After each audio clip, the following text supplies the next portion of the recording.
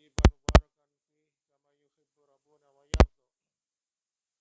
أشهد أن لا إله إلا الله وحده لا شريك له، وأشهد أن محمدا عبده ورسوله الذي لا نبي بعده. اللهم صل وسلم وبارك على محمد وعلى آله وأصحابه ومن تبعهم بإحسان إلى يوم الدين.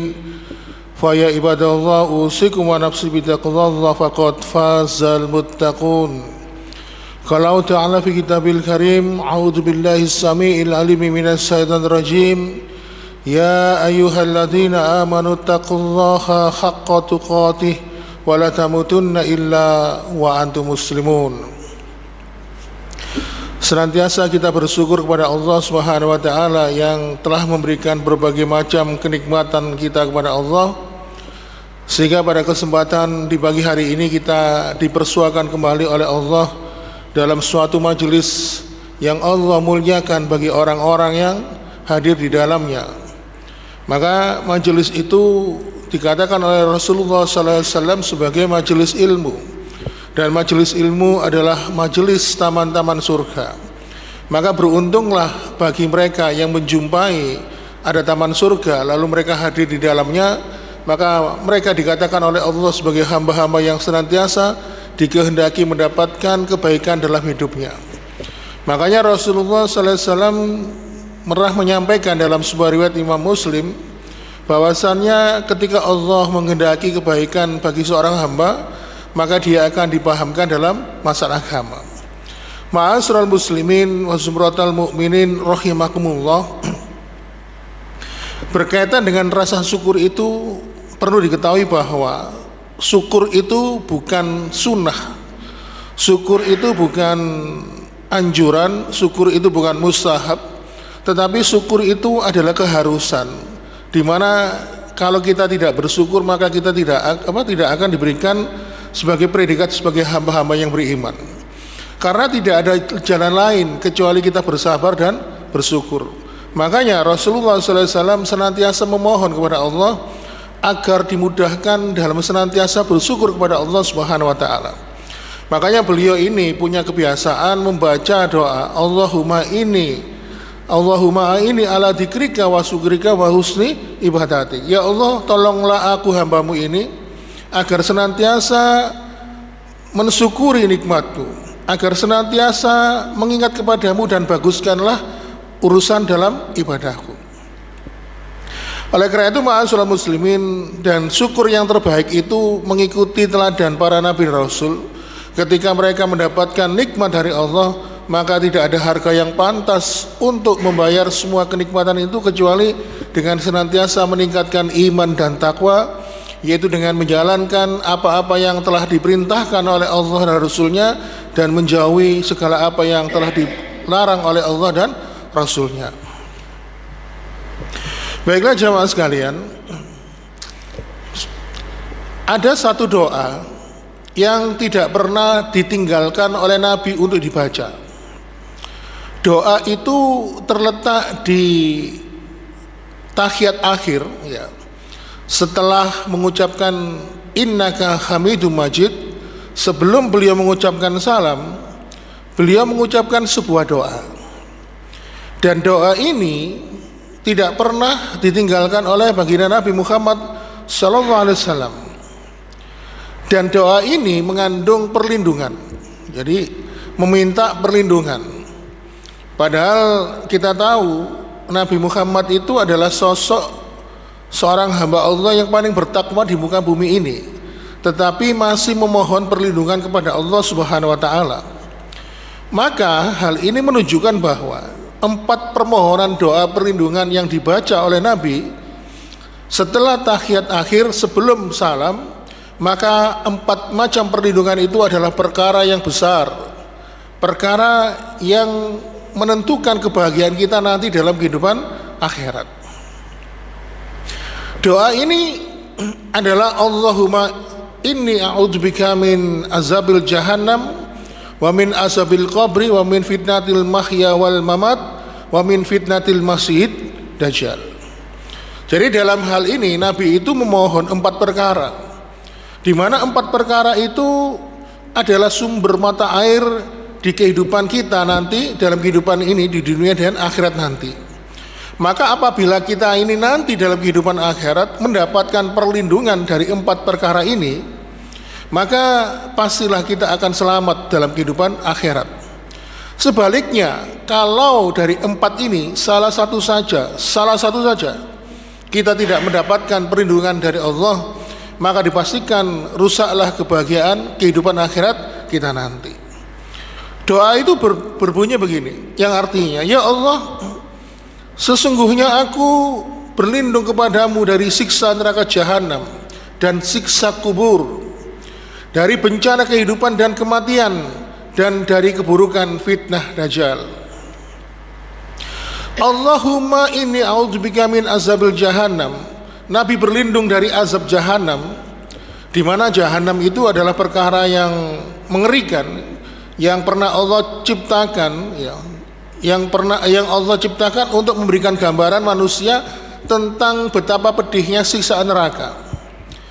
Dan tidak ada siksaan Allah yang paling mengerikan itu kecuali jahanam. Wa min azabil qabri, dan Nabi pun mengajarkan kepada kita berlindung dari azab kubur, karena salah satu perkara yang beliau khawatirkan, yang beliau takutkan adalah ketika kita mengalami kematian lalu kita mendapatkan siksaan di alam kubur.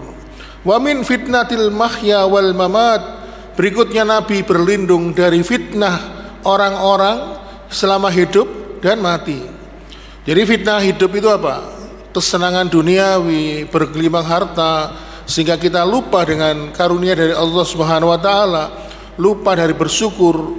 Kemudian wal mamat, kalau misalnya wal mamat itu misalnya nanti ketika kita ini mati dikuburkan, lalu di kuburan itu kita tidak bisa mendapatkan tidak bisa menjawab pertanyaan 2 malaikat munkar dan nakir. Itu namanya wal mamat. Wa min fitnatil masih dajjal, dan kita diajarkan oleh Nabi berlindung dari keburukan fitnah Dajjal yang merupakan fitnah terbesar dalam kehidupan manusia. Ma'asyiral muslimin wa zumratal mu'minin rahimakumullah. Dari keempat permohonan doa ini kita tidak akan membahas semuanya. Kita hanya akan membahas poin yang berkaitan dengan kubur, yaitu ketika Nabi ini berlindung dari azab kubur. Kenapa kok kita mengangkat tema, ya, kebetulan kemarin 2 bulan yang lalu, yang pertemuan yang pertama tentang bab kematian, kita membahas tentang kematian husnul khatimah dan su'ul khatimah. Lalu kemudian pertemuan berikutnya kemarin kita membahas tentang kondisi dan keadaan di alam kubur. Nah, maka kita akan melanjutkan pada pertemuan kita pada pagi hari ini sesuai dengan tema apa saja perbuatan yang bisa melapangkan dan menyempitkan kubur. Maka dalam hal ini tentu marilah kita menganggap bahwa perkara urusan kubur itu perkara yang besar, perkara yang begitu penting dalam kehidupan kita. Makanya di sini Rasulullah SAW menggandengkan doa, ya. Doa yang pertama itu, Allahumma inni a'udzubika min azabil jahannam wa min azabil qabr. Ya Allah, aku memohon kepadamu perlindungan dari neraka jahanam dan azab kubur. Berlindung dari siksaan neraka jahanam digandengkan kalimatnya dengan berlindung, minta perlindungan dari azab kubur. Kenapa? Para mufassirin, para tafsir hadis memberikan pemahaman kepada kita bahwa ternyata di kubur itu adalah terminal pertama. Kalau kita ini di alam kubur itu mendapatkan kenikmatan, maka di alam-alam berikutnya kita akan mendapatkan kenikmatan. Kalau di alam kubur itu kita mendapatkan siksaan, maka fase-fase berikutnya kita akan mendapatkan kesulitan demi kesulitan dan siksaan dalam kehidupan neraka. Jadi makanya kenapa ini digandengkan oleh Rasulullah SAW ketika memohon kepada Allah, berdoa dari negara jahanam dan dari azab kubur. Oleh karena itu, ma'asyiral muslimin, kita segera masuk kepada pembahasan kita sesuai dengan judul Apa yang bisa melapangkan kuburan kita dan apa saja yang bisa menyempitkan? Dari sekian banyak poin yang kita ambil sebagai literasi atau mungkin sebagai rujukan, sebenarnya banyak sekali, tapi karena durasi waktu kita batasi 2 saja. Yang pertama, para ulama ini memberikan pemahaman kepada kita bahwa yang bisa melapangkan kubur kita itu adalah karena kita ini senantiasa bersabar, Pak. Kesabaran. Jadi sabar itu bisa melapangkan kubur kita nanti. Jadi perlu diketahui, sabar itu ada tingkatannya. Ada tingkatan pertama, tingkatan kedua, sampai tingkatan ketiga. Nah, tingkat yang paling rendah sabar ketika mendapatkan ujian dari Allah Subhanahu wa taala. Sedangkan sabar yang nomor 2 ya, yang naik ke sedikit, yaitu bersabar dengan senantiasa melindungi diri kita dari perbuatan-perbuatan dosa. Kemudian sabar yang tingkat pertama, yaitu sabar senantiasa menjalankan ketaatan. Kadang-kadang memang kalau kita ini, kebetulan saya ini sering mengalami, Pak ya, berusaha menjaga ketaatan. Kadang-kadang kalau kita sering on the way ke daerah-daerah yang kadang-kadang kita itu kayak kemarin tuh saya pernah tugas 4 hari ke Bali, ke Pulau Bali. Di sana itu enggak dengar adzan, Pak. Gimana caranya kita itu menjaga istiqomah, menjaga sholat, nyari tempat aja susah ya. Makanya itulah diuji. Makanya kesabaran menjalankan ketaatan itu dikategorikan oleh para ulama itu sebagai kesabaran yang paling tinggi tingkatnya. Kenapa kesabaran ketika mendapatkan ujian itu kok mendapatkan ranking paling rendah? Ya karena kalau manusia itu mendapatkan ujian atau musibah, dia tidak punya pilihan, Pak, kecuali bersabar. Nah, sedangkan pada ranking pertama dan kedua dari kesabaran itu kita diberikan pilihan. Apakah kita masih mau menjalankan ketaatan atau kita masih melanggar aturan atau melanggar perbuatan dosa dan maksiat. Jadi para ulama itu memberikan pemahaman bahwa yang bisa melapangkan kubur kita nanti itu adalah sabar. Untuk memahami bagaimana hubungannya antara sabar itu bisa melapangkan alam kubur kita nanti, maka kita perlu memahami sebuah kisah berikut ini. Dari kalau kita melihat kisah itu, kita itu bisa memahami korelasi dari suatu penjelasan. Karena Rasulullah dan tentunya Allah Subhanahu wa taala itu salah satu metodologinya mengajarkan kepada kita, baik Al-Qur'an maupun dalam hadis itu sering menceritakan tentang kisah. Makanya ada seorang ustadz itu yang membatasi dirinya ya, menunjukkan identitasnya itu dengan slogan belajar dari kisah, seperti Ustadz Bobby Herwibowo LC ya, seorang ustadz yang mengasuh salah satu acara di televisi Indosiar. Itu punya tagline belajar dari kisah. Jadi banyak sekali. Jangan mungkin kalau pengen ngerti bisa nyari di YouTube atau di Google, banyak kisah-kisah yang menarik di situ. Baiklah jamaah sekalian, pada suatu ketika dikisahkan dalam sebuah kitab yang ditulis oleh Imam Ibnu Rajab yang berjudul As-Siqat, ada seorang prajurit, seorang laki-laki, kebetulan dia ini berpatroli di perbatasan tanah ya, negara kaum muslimin. Laki-laki itu adalah Abdullah bin Muhammad. Nah, Abdullah bin Muhammad ini seorang tabi'in.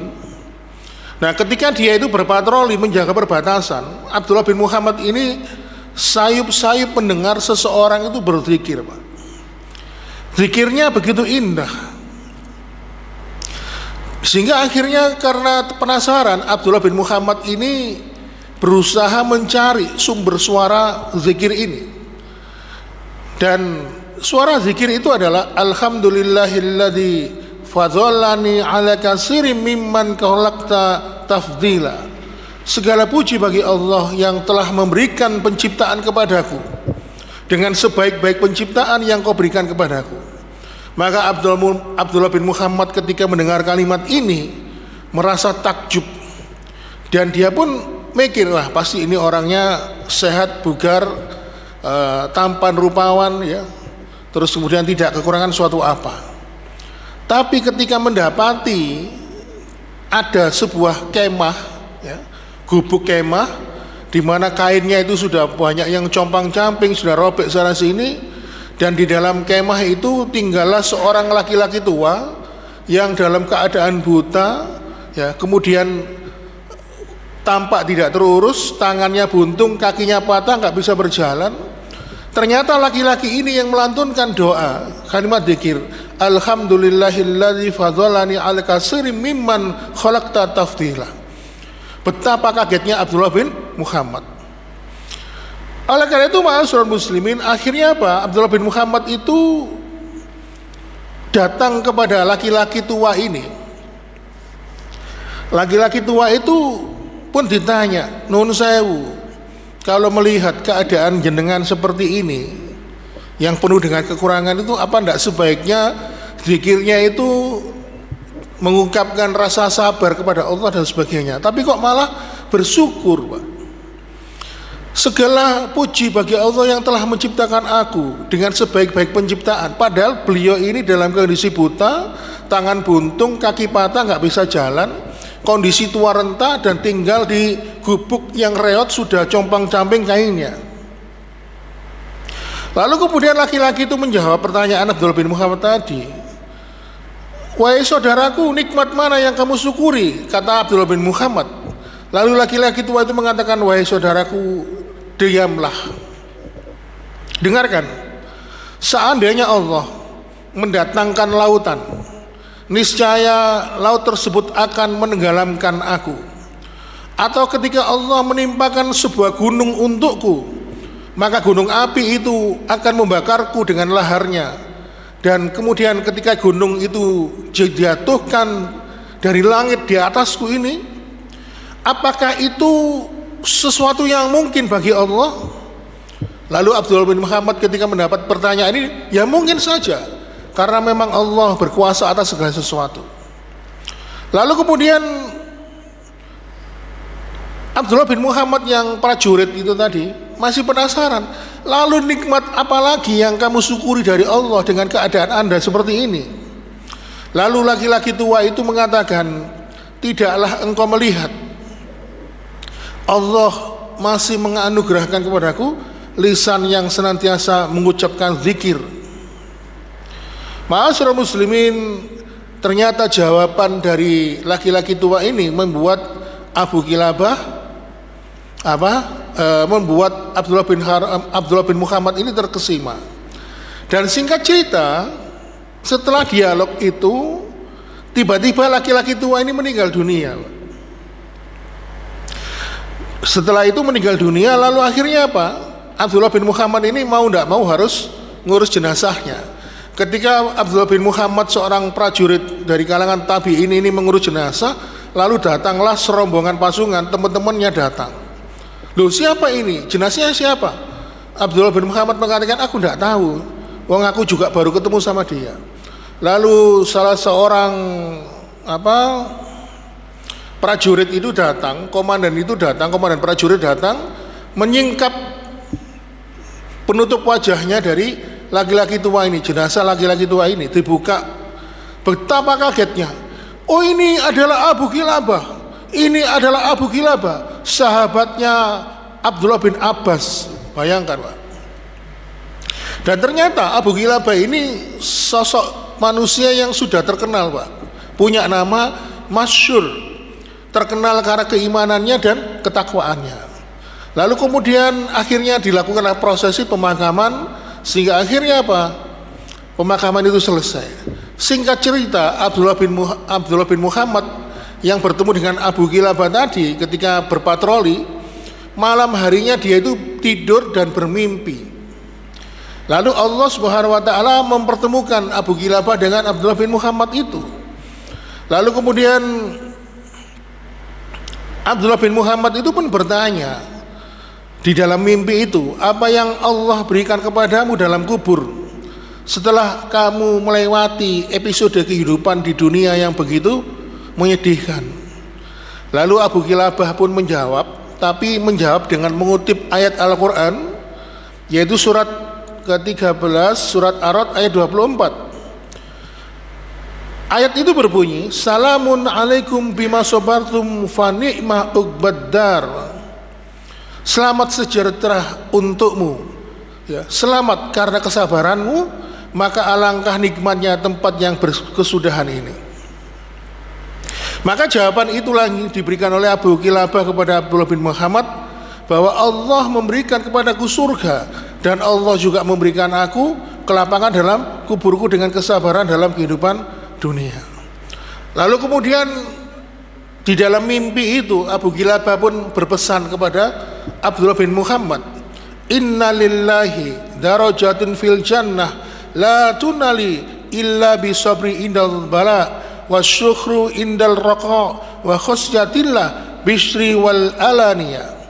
Allah itu memiliki surga yang mempunyai beberapa tingkatan-tingkatan yang indah, di mana surga itu tidak dapat diraih kecuali dengan 3 hal, yaitu sabar ketika diuji, bersyukur ketika mendapatkan nikmat, dan takut kepada Allah baik ketika di tengah keramaian dan takut kepada Allah ketika sendirian. Lalu kemudian Abdullah bin Muhammad pun terbangun dari mimpinya.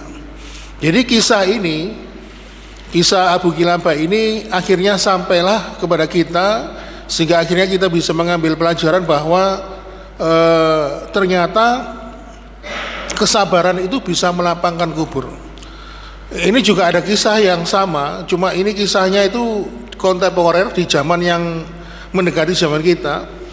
Ada kisah seorang ustadz yang punya anak gadis, dan anak gadisnya ini meninggal dunia karena sakit.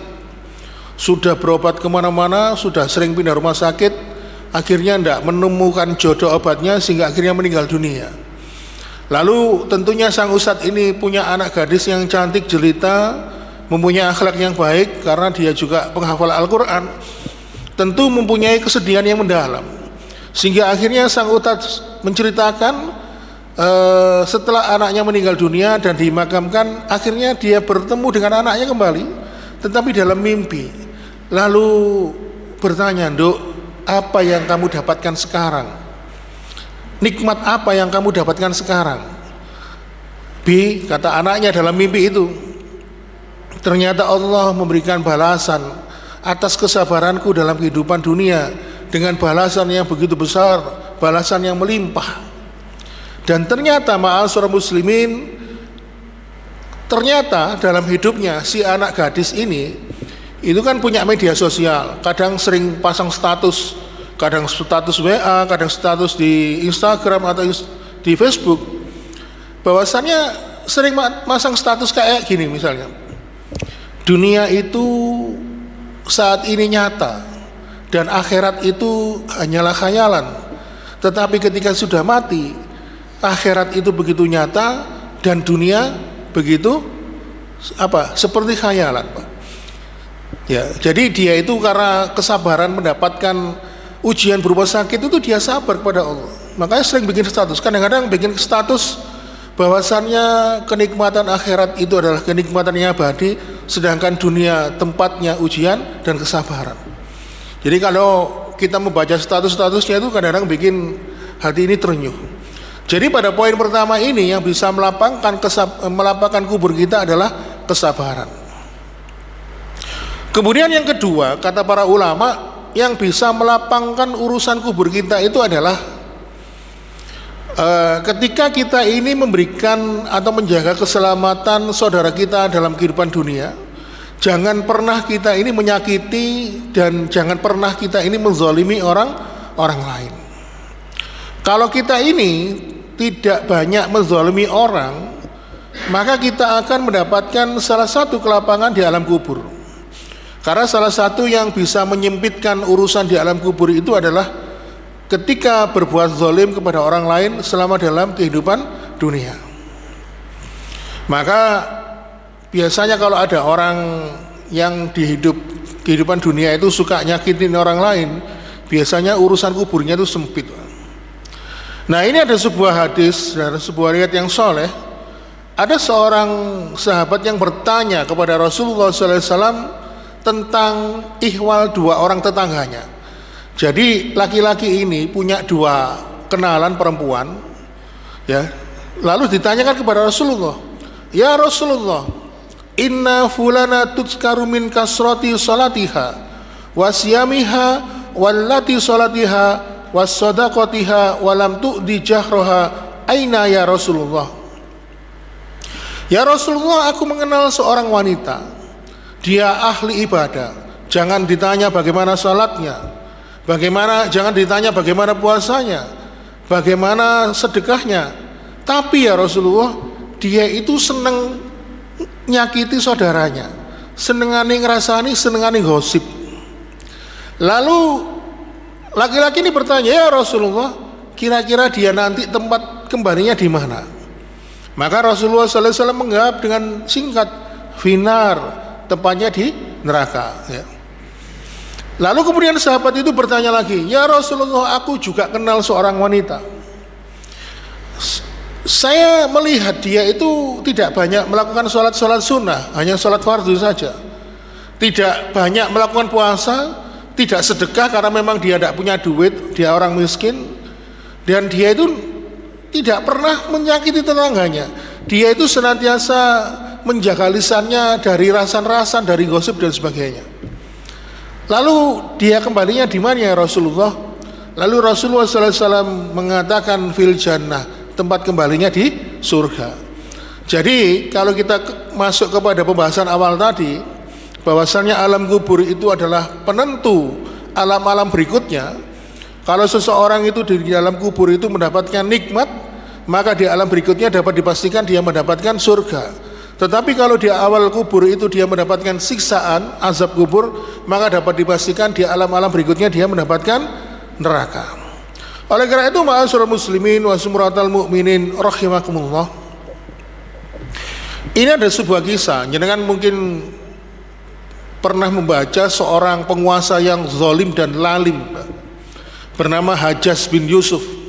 Hajjaj bin Yusuf ini seorang penguasa yang suka membunuh rakyatnya sendiri, Pak. Dan sudah ribuan orang yang dibunuhnya.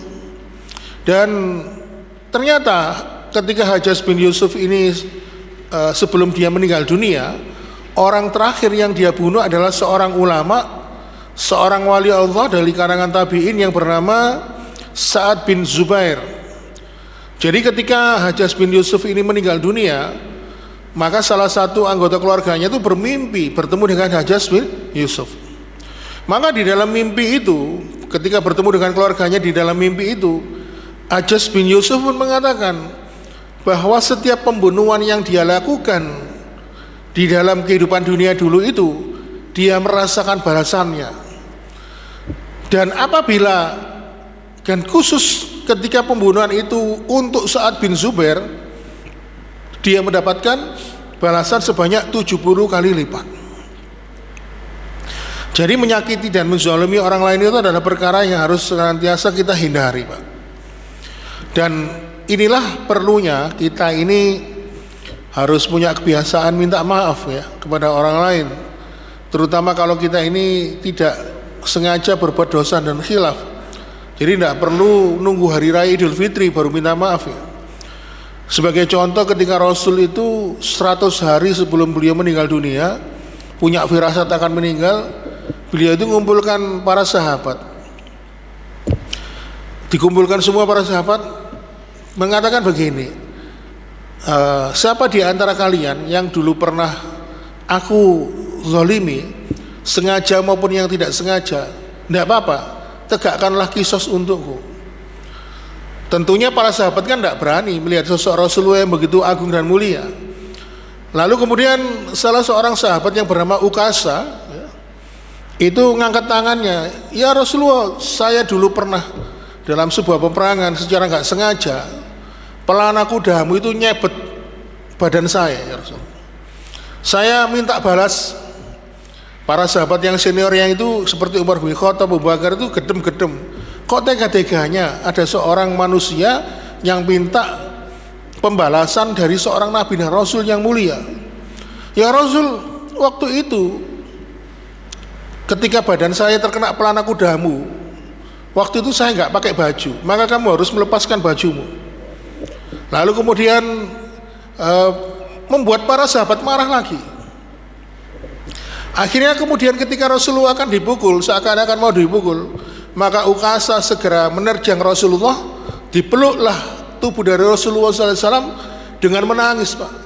Ya Rasulullah, mana tega aku memukulimu, menuntut balas atas perbuatanmu. Sesungguhnya aku ingin memeluk tubuhmu yang mulia ini, karena aku ingin menyertaimu nanti dalam kehidupan surga. Bayangkan ma'asyiral muslimin, Rasul saja itu takut terhadap perbuatan zalim, Pak.